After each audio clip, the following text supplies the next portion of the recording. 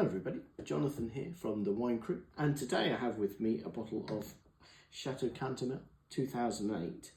Now the reason I want to talk about this particular wine is not because of the vintage, but you may see at the top here it says Grand Cru Classé 1855.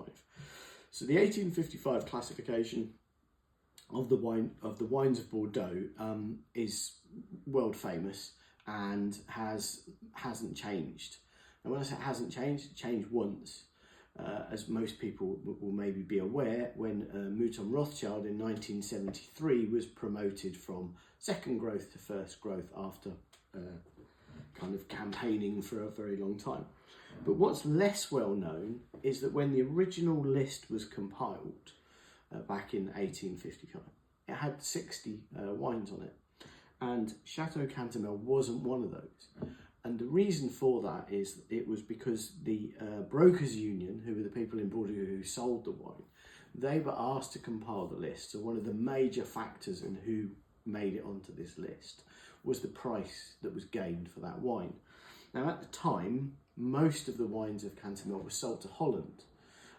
So therefore, these brokers were not really aware of it in that respect, or how much money it was generating.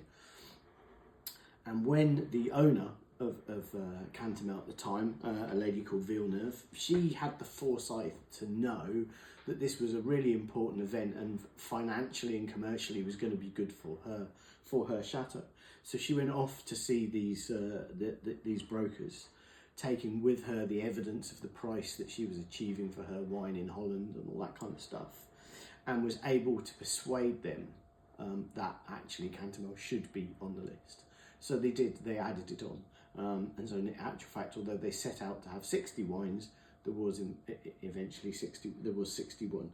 And there's even a document where, the original document where all the wines are listed, there's a line drawn underneath the 60th, and then just above that in a different writing is Cantemerle is added on.